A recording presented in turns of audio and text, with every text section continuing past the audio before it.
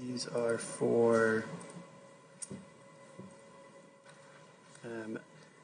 6/26/2024. Do we have any comments or concerns about these minutes? Not hearing anything, could I have a motion to approve the minutes? I'll make that motion. Do I have a second? Second. All those in favor? Aye. Chair votes aye as well. All right, next item on the agenda is request for certificate of compliance for Charles Doughty, 100 Apple Hill Drive, Assessor's Map 32, Lot 2. Thank you, Mr. Chairman, Commission. My name is Charles Doughty. I'm with John G. Crow Associates. We're consultants for Raytheon Technologies Corporation. And it's good to see you all again. I want to thank Abigail for meeting with me out at the site last week. And I hope you have had a chance to look at her report and the information submitted. Mr. Chairman, is it your pleasure that I make a small presentation? And okay, and you said you might have the plans up if we need them. Is that right, electronically? Everyone in their packets has access. Okay, excellent. Okay, so I can refer to a plan if we need to and answer any questions you may have on related, because I have a copy here myself of the plans and the as-builts. As you may recall, I think at least a few of you, I know the chairman was on the commission when we received our order. This stemmed from, I'll just give you a little quick history. I don't want to take too much of your time. Was that there was a failure at one of the pipes on the site, which was repaired under emergency repair. And then we filed a notice to take care of that pipe permanently, and then also replace two sets of culverts that run through the property, which convey an intermittent stream from the upper neighborhood where the school is and residential neighborhood down through the Raytheon property to a rather nice low and flat wetland between the Raytheon property and Route 495. So as part of that order, the first step of the work was to clean up the sediments that had escaped and gotten into the wetland from that failure, that emergency repair. And so that work was completed. It was, I know Joe was out there with our crew a couple of times, at least once that I was out there, but with also someone from my office. Anyway, the sediments were greater than we had thought, and though that removal was done quite well manually and with vacuum, we found that the sands and soil that had made its way down there could be removed from between the good mature vegetation that was down there. And it was determined that it was best, as we had discussed in the notice of intent process, that it was best to let the surrounding vegetation to reemerge through the organic soil after that layer. In some places, say it averaged, my eyeball averaged, a few times I was out there, probably 1.5 inches it averaged, because in some places it was rather thick, maybe 3 or so inches, and in other places it was just a very thin layer of material out at the further reaches, as you might imagine. So we did that work, and then the contractor repaired the pipes. Material changes were made.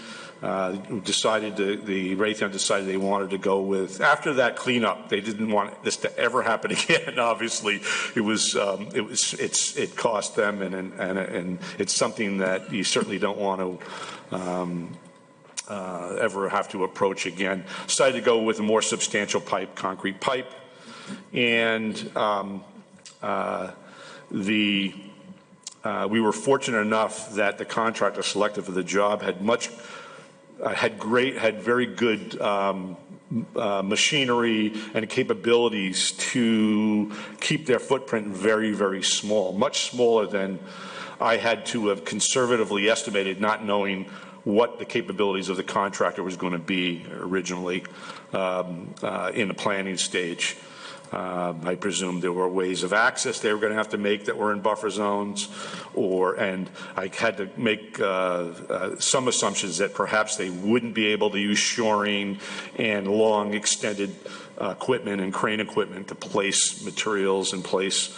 In fact, we were lucky that, I encouraged Raytheon to hire a contractor that had those capabilities. In fact, McKay Construction did the work, really did all the work from the paved areas surrounding the pipes. It was rather using shoring, using trench boxes. They were able to keep the footprint and disturbance area much smaller within the buffer zone than we had originally planned. In keeping with that, also the owner's representative out there, Dan Thompson, I thought he might be here with me tonight. I think he had to get called to Texas or something, but he directed and said, look, we really need to armor this stream. We can't have soil edges on steep slopes exposed in these areas. And so made a decision, a field decision, to really armor the slopes, keep them tight, but armor them with rather large riprap material, 4-inch average, I would say, 3-4-inch average stone is what it was used in the areas at the beginning, at the tops, ends, and the lower ends of the pipe. One pipe was not replaced because it was found to be in good shape. That pipe apparently over the decades is not subject to the same amount of flow and the same types of flows that the other pipes were. And it was, that pipe is going to be watched very carefully as they continue in good O&M operations. They had to clean the catch basins every spring so the same situation doesn't happen, because those of you on the commission may remember what really happened there is catch basins filled up, water overflow, surcharged, and was running down the side of the slope, undermining the pipes and also undermining the surface there. And as a result, they're very diligent now about cleaning their catch basins at this facility and other facilities. And that pipe, getting back to that pipe that didn't get repaired, it is still in good shape, though it still be a corrugated metal pipe. But that pipe is a good candidate for what we had hoped to be, what it was going to be our repair out there to begin with, would be a cured in place lining on the pipe.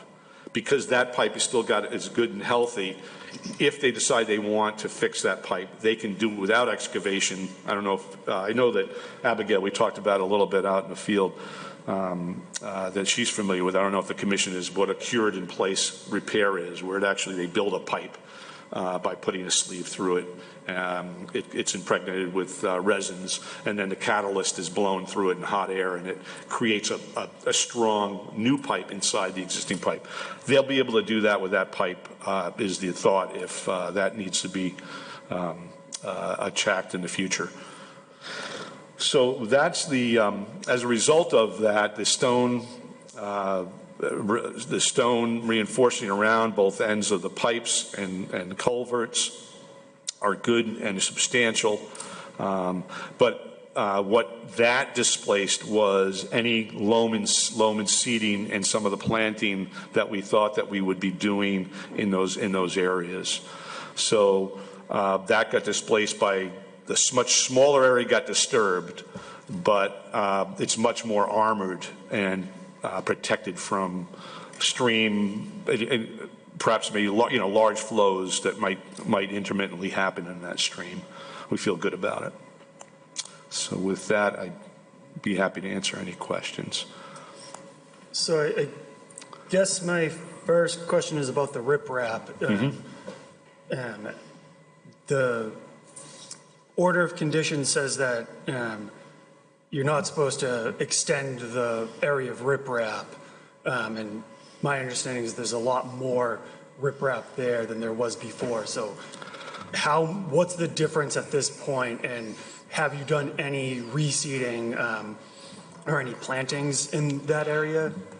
No, what's happened is that vegetation has emerged through some of that stone. And the areas actually at the pipes where the outfalls are, those areas were actually as small, not any larger than they were originally. To say the upper one is the outfall of the upper culvert, it's actually probably smaller. And so the only thing that happened was, in terms of planting that was necessary, was at near the bottom of the upper culvert, where that's along the driveway, where that area, which is high and flat against the driveway, was reseeded with lawn there. But to get back to the real basic question, there were no other plantings done. We kept the area very small in terms of disturbance, only armored that with stone, and there were no plantings. All right, but for the riprap, do you know how much square footage of riprap there was before and compared to now? I don't have that number. I always could get that number to you, but I don't have that number. But the area that was added was an area between the lower culvert and pipe repair C. If you look at the as-built plan, the plan that's in the upper right,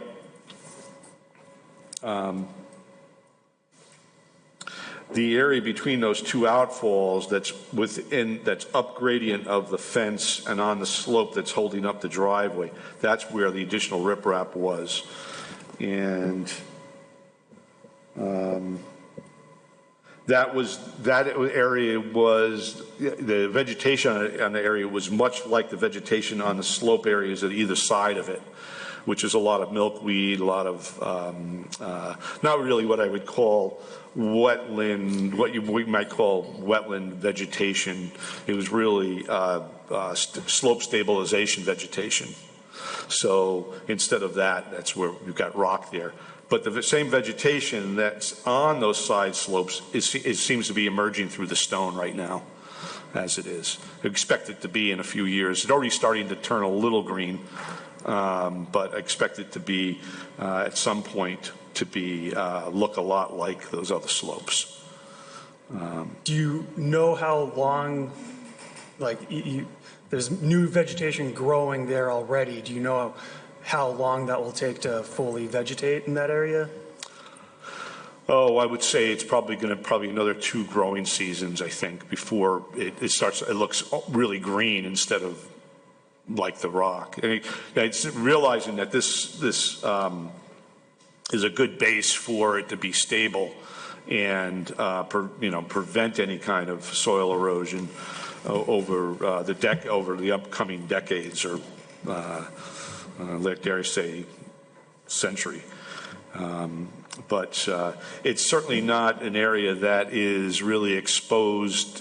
It isn't really degraded in terms of other than its visual quality, I think, in terms of I think what's much more important is we're protecting that lower wetland from any potential for erosion with the rock than having it then seeded and trying to grow it for the next several growing seasons. Were these changes to the design conveyed to the conservation agent at all? Adding this extra riprap, special condition 9 explicitly says you cannot add additional riprap. Yeah, my understanding, it was not. I don't know if Joe saw this. Because that's the trouble right now, because if you came before the board with a minor modification or discussed it and it was deemed not important enough to come to the board, I think it would be a different scenario, but the special order conditions literally says that, so yes. I'm going to defer my opinion to Abigail since she did a site visit. Do you think this is an impact to the wetlands changing the design plans?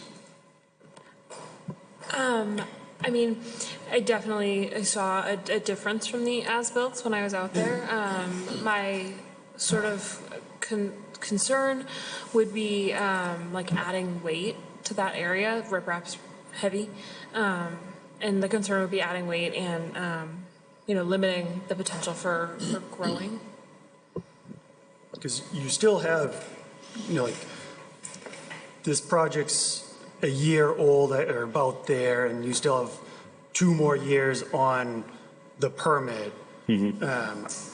That's 2 growing seasons you could have spent monitoring it and making sure that the plantings that you said you were originally going to plant would take and, do a better job than the riprap. I guess I'm also concerned about the flow. It's great for your property, but the flow, how is that going to affect the wetlands when there's more water than would otherwise be there going in? It's not, settling in your property or, I don't know what else could be going on.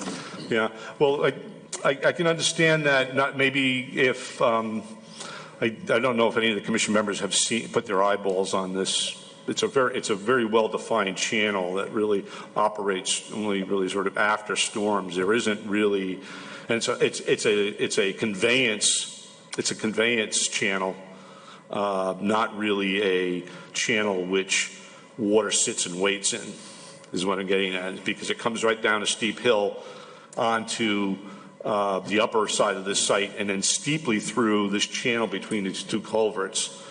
Every part of that run deals with velocity, I think, when there's a good quantity of water. There's not a lot of opportunities for water to be settled and adsorbed into the soil. Mr. Chairman, I understand your concern, but as far as I'm concerned, you can't put enough riprap down. I just did a job in Maine. The water's crazy. Yeah. And in fact, we did the job once with like 6 or 8 inch riprap. We ended up going back up there 15 years later and doing it with 6,000 pound rocks on a big crane, because the ocean just wiped it out. I know it's the ocean and you're not talking the ocean, but the water is very forceful for sure. That was, I think, the decision was made by the Raytheon Facilities individual. I really welcome a site walk with any of you to see what the situation are. That neighborhood up with the school and the residential neighborhood up above the site, I guess perhaps there's a lot more impervious surface up there than maybe it may have been in 1980. But it's after a storm, there's a real significant flow that comes through there, and then it's gone. I think actually, when we did our site walk, Abigail and I, last week, I think it might have been within 48 hours. There was the end of that last large storm. There was nothing there. You could see it was damp, and the entire run between the 2 culverts that's on the site proper. It's where there's actually a bridge across it that goes from the parking lot to one of the buildings in the facility. You can see it was still damp, but it's rock lined nonetheless, the entire run the way it was built. I think we were trying to accomplish something there that in that situation there that you can never say that the rock, and you can always say that the rock, the way it's placed and as tight as it is along the channel, will dissipate the energy and will protect the soils underneath it, and therefore protect the very valuable wetland system that's down below the site. Let's say below the site, between the site and 495. Where that's much more of a certainty than it would be if we were to try to establish some vegetation in those areas that would be exposed potentially to significant flows. So I think perhaps there's other solutions that might help mitigate that decision that was made, whether it would be we could do some plantings out there, or we could, though I haven't had this discussion with my client at all, if there was a way that maybe we could contribute somehow to an effort where planting and vegetation might be much more valuable in terms of wetland protection within the community, if there's any kind of situation like that. So I'm not, it's just an idea that I thought that I might float. But I do believe that over time, the rock will be hidden by vegetation, though the strength of it will still be there. Yeah, I think part of the issue for me reading the letter that you even wrote is it was an elected activity. It wasn't deemed necessary to do. You say the owner elected to do this, Yes. which makes it seem like it was a choice, not other things you say it was deemed necessary to do these improvements. This one was a choice that the owner decided to make at the time, which gives me heartburn. So I think if there's some other ancillary activity to offset this work that was done, I think I would be open for that. I'm not sure how the rest of the Conservation Commission feels. I know the reason why it was done, but I think the process of how it was done was incorrect. They should have taken a step and got Joe and looked at it and say, this is what we're doing and this is why we're doing it. I agree with that. And I think we're suitably, I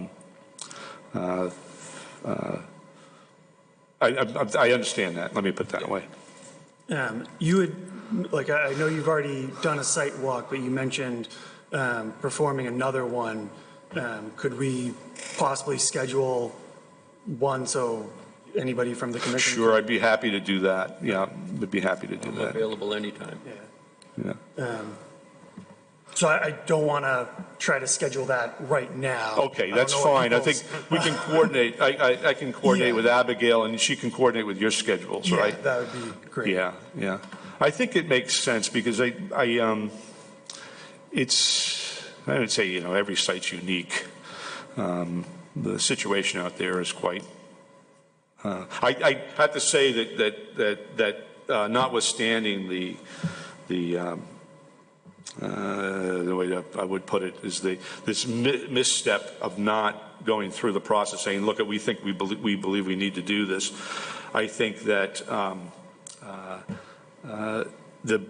I do believe the right decision was made, and I do believe, based on seeing how tight the work was and how tight it was been able. You know to what, I can understand both sides. Yeah. So I really think it'd be good to have a site visit. Yeah. Because, like, again, if this is what was proposed from the very beginning, or if you had, contacted us saying this is what you plan on doing for various reasons, I think we would have been open to it, but it's so much there that wasn't permitted. Like, technically, you're in violation of the order of conditions, I think in 2 or 3 different ways. So that's where I would really like to go and Sure. see Sure. this area and how it's performing and stuff. I think we were under some little bit of and I'd say understandable pressure, I think, at that. But I know Joe really wanted some vegetation placed in some of these areas, and it just looking at it in the field, when looking at some of the flows and things like that, the capacity for the problems there and erosion. But I myself was surprised when I went out there when I saw what they had decided and done. All right, so if there's no further But I agree with it. discussion on this, could I have a motion to continue this RCOC to the next available meeting after a site visit? I'll make that motion. Do I have a second? Second. All those in favor? Aye. Chair votes aye as well. All right, thank you. I'll Thank be in contact with you, Abigail, and schedule something. Thank you for your time. Thank you. Thank you. You're recusing yourself for this. Agenda item B, request for a certificate of compliance for Maureen Herald, 0 Foster Lane, Assessors Map 24, Lot 26.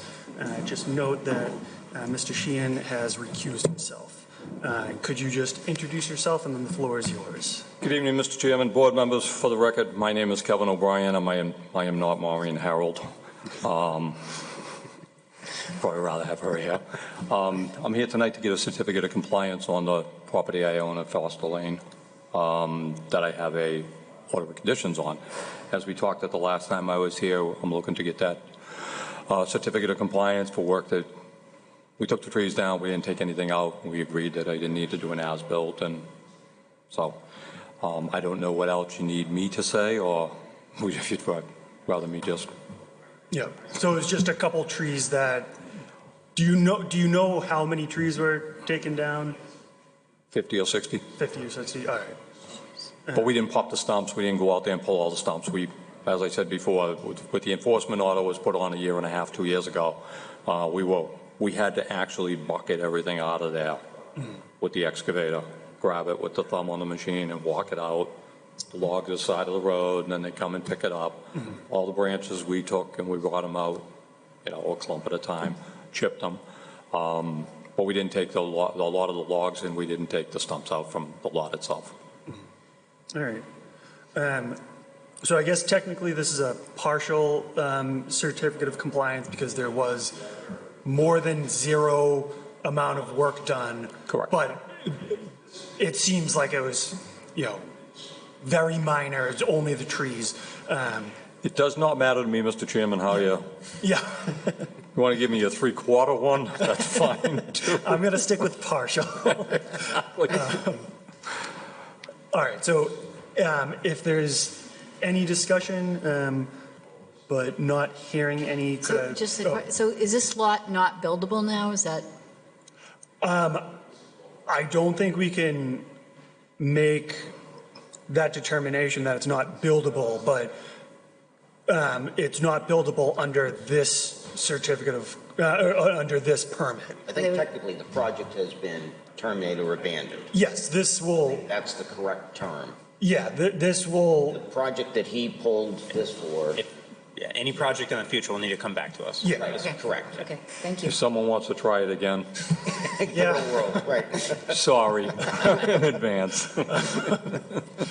All right, so could I have a motion for a partial certificate of compliance? I'll make that motion. Do I have a second? Second it. All those in favor? Aye. Aye. Chair votes aye as well. Thank you very much. Thanks much. Good night, Thanks. and good luck with your short agenda.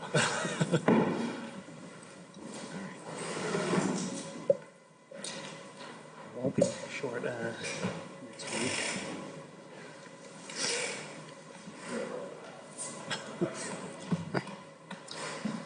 All right. Next item on the agenda is emergency certification for Douglas Hood, 49 Country Club Drive, Assessors Map 13, Lot 27. Abigail, could you fill us in on the details for this one? Yeah, so they have a failed Title V for their septic system, and they'd like to connect to municipal sewer. All right. Seems pretty straightforward. Do we have any comments or discussion on this? Not hearing any. Could I have a motion to ratify the emergency certification? I'll make that motion. Do I have a second? Second. All those in favor? Aye. Chair votes aye as well.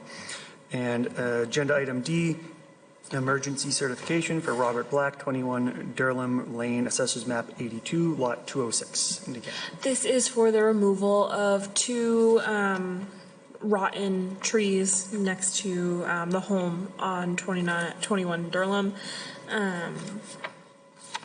Yeah. these, looking at the site log, they look pretty rotten. All right. If there's any discussion, not hearing any, could I have a motion to ratify this emergency certification? I'll make that motion. Do I have a second? Second. All those in favor? Aye. Chair votes aye as well. All right, any old business, new business, or admin reports? The only thing is that in the next coming month or so, they're starting work on the Chandler Street Wellfield Boardwalk. All right, and so just to recap, they replaced one, there was not really a bridge there. It was a makeshift bridge held up by barrels or something, kind of tricky to get over. That's been replaced, but we're gonna be going into the second phase of the project. I forget if there's 1, 2, or 3 phases? I'm unsure. I know that before they have any materials out, I'm going out to, they're going to do erosion and sedimentation controls, and they'll call me out when those materials arrive and before they start work. So far, the bridge I think is fantastic. They've done a good work out there, so I'm expecting similar results for this next phase. But all right, if there's no more discussion, could I have a motion to adjourn? I'll make that motion. Do I have a second? All those in favor? Aye. Chair votes aye as well. Next meeting is October 16th.